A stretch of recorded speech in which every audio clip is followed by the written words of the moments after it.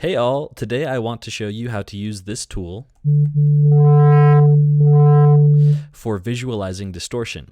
It's really easy to use. You just drop it at the end of your FX chain, and then you choose the clean signal as your sidechain input. So in this case, I've chosen the pre-FX signal before it's been distorted as my sidechain input, and then on the scope it will show us basically how our pre-FX signal differs from our distorted signal.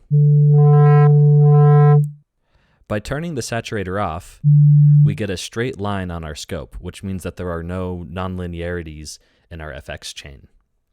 But if I turn the saturator back on, how we'd read the scope is that anything that deviates from a straight line is some sort of distortion. So when we have this drive cranked way up, it's a very severe nonlinearity. But if we turn this drive down,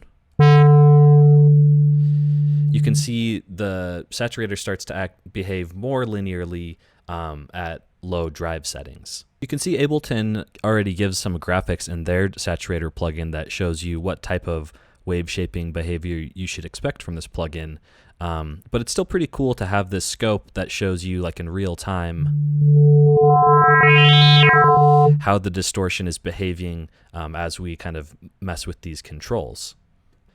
Another place this is useful is for analyzing blackbox plugins, like this FabFilter Saturn 2 is another distortion plugin. It's doing something similar to Saturator in theory. If you listen to it, there's some subtle differences, but this distortion probe can show us what those differences are.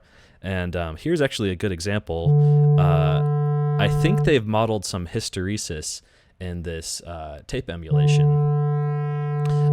So that's something that we did not see before in Saturator. Like, we did not see this sort of looping behavior. And there's a couple of things that can cause looping, which I will talk about.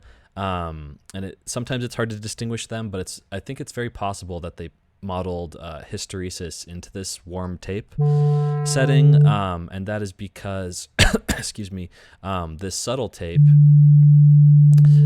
does not have that looping behavior. So this is kind of a tape style saturation without hysteresis, and they're clean tape as well. I can show you super quickly how this Max4Live device works because it's about the simplest patch you can make. On the left-hand side, we have our sidechain input going into the x-axis of the scope, and then we have the distorted audio going into the y-axis. So then we're basically going to plot x versus y as each little sample comes in, and that's why when we have no distortion, y is equal to x. So we're plotting the line y equals x.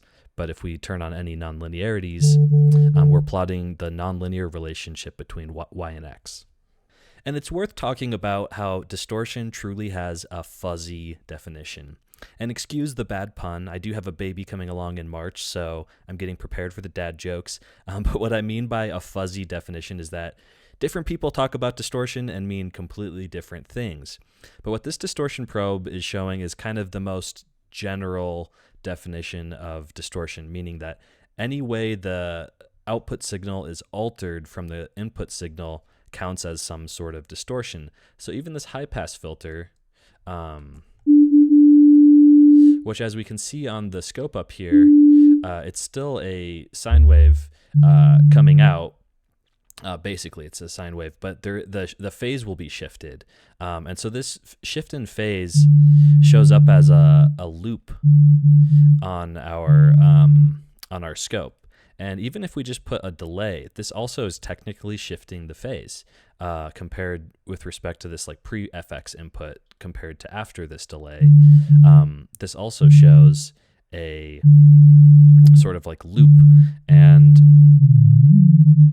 if you modulate the delay, you get all sorts of weird behavior. Keeping that all in mind, we can use this distortion probe to analyze this kind of black box plugin, this kilohertz shaper plugin in this example. And if I play audio into this, the scope is showing this sort of looping behavior, which isn't exactly what you'd expect. We'd kind of expect to see this sort of distortion pattern. So what's going on? It's because I have this DC filter enabled. When I turn the DC filter off, it behaves, how you would expect. shaping the wave how you would draw it on this this chart. But when you add this DC filter, what it's really doing is adding a high pass filter.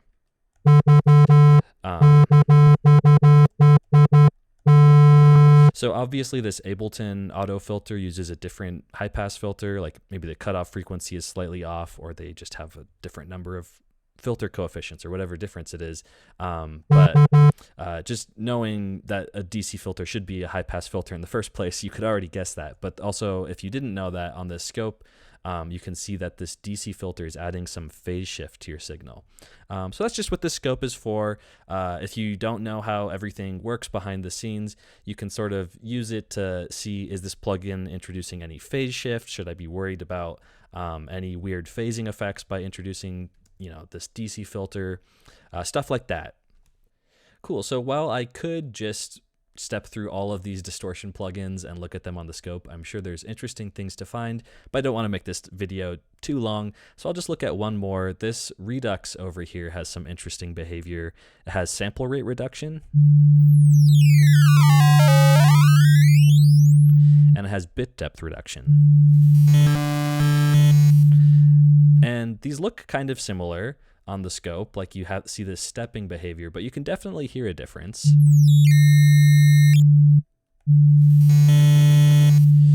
And you can also see a difference on the scope. The rate, it kind of has this modulating stepping behavior versus the bits. It's more static, and that's because this bit depth reduction is really simulating if our output could only step through these like very small number of quantized outputs. So this would be 2 to the 3. I think that's 8 outputs, output levels, and so it's kind of locked to those 8 levels no matter what. Whereas the sample rate reduction, it still has like a full bit depth, so it still has 2 to the 16, like a huge number of values that it can sample, and it holds it.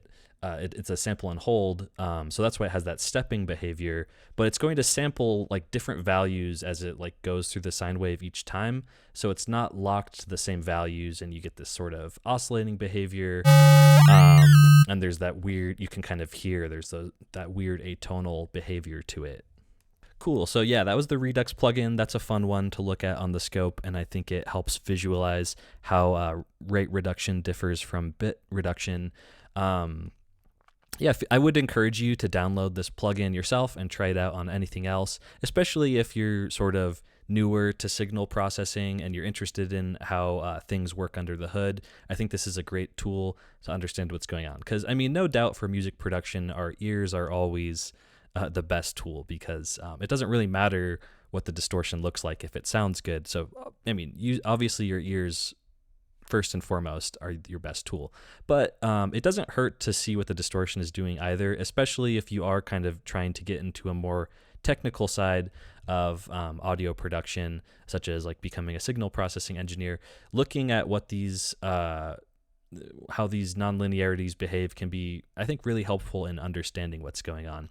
So yeah, I definitely encourage you to try it out, and if you find any interesting uses for it, please let me know in the comments, and subscribe to the channel if you'd like to see more content like this. I will see you next time.